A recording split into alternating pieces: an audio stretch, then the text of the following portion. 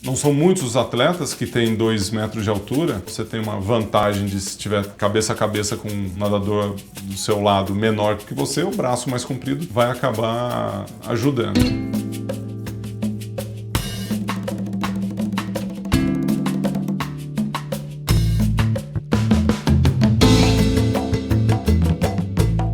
A natação aconteceu muito cedo na minha vida. Então, sou de uma cidade pequena, que é Ituverava, 30 mil habitantes. Era um cara grande na cidade, meus pais são altos, então muito maior que a estatura média do brasileiro.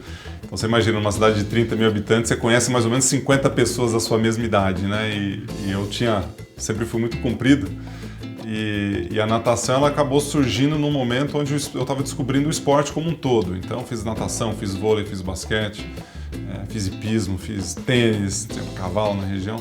E a natação ela surgiu com as amizades, com as pessoas que estavam envolvidas ali no meu dia a dia, no clube, que era a Associação Atlética Ituveravense, e num determinado momento, em Ituverava ainda, eu percebi que eu estava evoluindo constantemente. Tudo que eu fazia, tudo que eu me esforçava mais, tudo que eu botava ali o foco, a dedicação, eu tinha uma evolução tremenda. Então, dos 15 aos 17 eu tive uma evolução muito grande, e dos 17 aos 21, 20 anos de idade também foi outra evolução. E depois a coisa começou a ficar um pouco mais difícil da evolução, né? Que você dorme calçando 46, acorda calçando 47 nessa fase, né? Na adolescência. E a força física, ela vem com aquela pujança, né? Com 15, 16, 17, 18, você vem numa crescente. Então eu acredito que por volta dos 17 anos eu já estava em São Paulo nessa época, eu já tinha saído de Ituverava, Franca, São Carlos, que foram as cidades onde eu representei e treinei durante a minha carreira.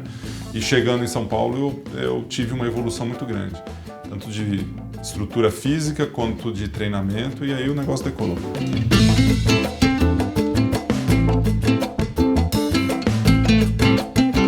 Pode ter sido definitivo pela época que aconteceu, mas a medalha de 92 foi realmente um marco na minha carreira. Tanto pelo contexto da história, que foi uma medalha muito difícil de nascer, porque ela demorou 40 minutos depois de um problema no placar eletrônico, de uma prova que foi super disputada, abraçada a abraçada ali, e demorou 40 minutos para sair o resultado final porque o placar eletrônico não funcionou. Acabou se tornando uma prova onde ela traz uma memória muito legal de um resultado olímpico, de uma prova onde eu estava preparado e que não aconteceu da maneira como eu queria naquele momento. Na prova, você está ali atrás da baliza, concentrado e confiante de que a coisa vai rolar daquele jeito que você quer que role, né? Você sobe no bloco, aos seus lugares, pá, cai na piscina. É aquela loucura, né? Então o Match Beyond de um lado, o Popov do outro, a gente acelera assim nos 50 metros, a partir do meio da piscina ali o Match Beyond estava do meu lado esquerdo, acelera um pouco mais, o Popov está um pouco mais para trás, ali tinha uma estratégia um pouco diferente, ele passava mais fraco do que a gente, voltava muito forte, né? Tinha uma volta muito caprichada. Aí a hora que a gente começa a voltar nos 50 metros, o Popov já sabia, avançou na raia do lado, e o Beyond começou a morrer do outro. E a hora que a gente chegou nas últimas braçadas, tava assim, um morrendo, um avançando e uns 4 meio que no mesmo ritmo chegando. Tanto é que a diferença do primeiro colocado, que foi o Popov, para mim foi de 4 décimos de segundo, 41 centésimos, 49,02 para 49,43. E do segundo colocado para o quinto, que foi o Match Beyond, foi de mais 13 centésimos. Então uma coisa impressionante, né? 14 centésimos, desculpa, foi 49,57, o quinto colocado. Então você imagina que em 14 centésimos você tem 4 pessoas, 2 que ganham medalha e 2 que não ganham, né? Quem que você quer ser? E aí essa chegada ela foi fundamental, né? Um cansando aqui, aquele chegar mais rápido, mais forte, mais na parede, no placar eletrônico faz toda a diferença. E aí o placar não funcionou. Então aí foram 40 minutos de aquela tensão, todo mundo chateado, né, obviamente, porque o placar não funciona, como é que você vai comemorar, para onde que você vai, o que você faz. Sabia que tinha ganho do Beyond, que era do meu lado direito, e perdido do Popov, que era do meu lado esquerdo. Então eu sabia que eu estava no meio ali. Como eu tinha pego o segundo nas eliminatórias, estava na baliza 5, eu falei, putz, essa medalha é minha, né, então não tem como. Esperar o resultado vir. E aí, como estava demorando muito, eu estava um pouco preocupado, né? Você percebe que você perde, agora a diferença você não sabe, era visível. 4 décimos na natação é bem visível. No atletismo, então, parece que são uns 20 metros ali, 4 décimos, né? Até quando o atleta ganha por 1 décimo de vantagem, é visível. E o Usain Bolt ganhando por 1/100, você vê que ele chegou na frente, né? Por 1/100. Na natação, não. 1/100 é a diferença de você apertar o placar eletrônico com mais força ou menos força que seu adversário, porque a placa tem 6 milímetros. Então, na hora que você chega mais forte do que o outro que só encosta, até registrar o tempo, que a placa tem o metal, ela gruda uma na outra, a hora que ela faz isso, para o tempo.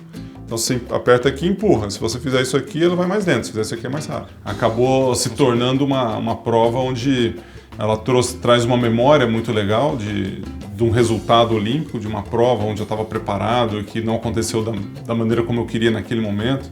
E depois que veio o resultado, veio a celebração, veio tudo. Então, numa única prova, eu acabei exercitando ou aprendendo ou vivenciando todos os valores que o esporte tem para oferecer. Desde a concentração, suportar pressão numa sala de balizamento, confiança, concentração e estratégia de prova na hora de competir, o respeito ao adversário, a paciência na espera do resultado, a compaixão com o cara que pegou terceiro e que saiu do pódio, a emoção da medalha e a celebração, a conquista e o resultado. Então tudo isso num único evento, num único momento ali, né? Que durou desde a hora que eu cheguei na sala de balizamento até no momento que eu fui premiado com a medalha de prata. E ali foi em 92, eu estava com 19 anos, o início da minha carreira, que foi até 2004, então aquele caminho todo ali foi muito marcante, muito importante para a minha vida.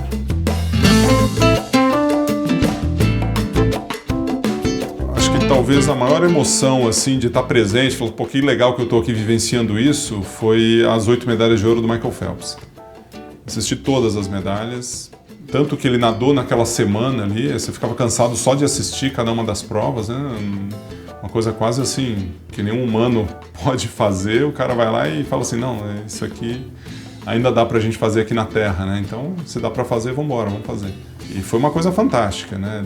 De todo o enredo das provas ali, algumas com muita facilidade, né? Não fez mais que obrigação, e outras que era, como é que pode isso, né? Até no trabalho em equipe, um dos revezamentos que os Estados Unidos, para mim, um revezamento, assim, pensa num revezamento que é fantástico, é esse, que os Estados Unidos nadou contra a França, né? E o americano caiu atrás do que ele não sabia ainda, né? Se soubesse, talvez ele perderia a prova. Ele foi campeão olímpico 3 dias depois, o francês.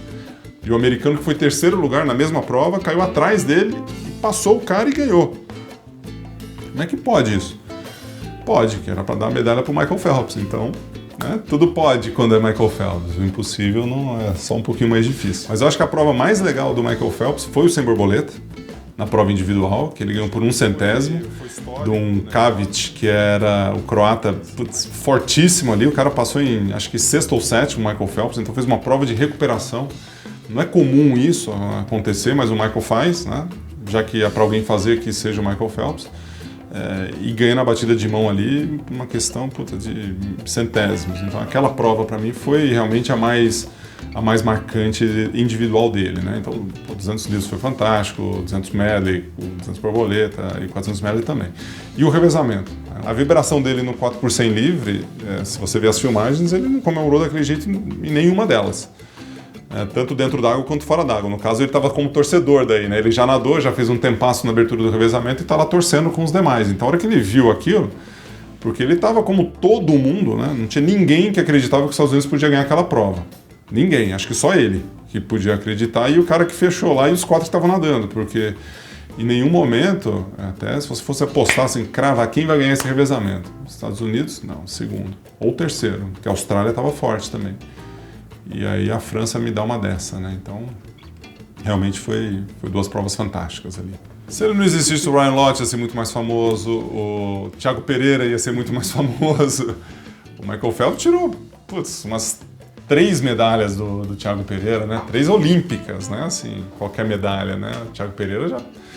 de mundial, o Thiago Pereira pegou 2 ou 3 quartos lugares em mundiais. Olimpíada também, quarto, quinto, quarto.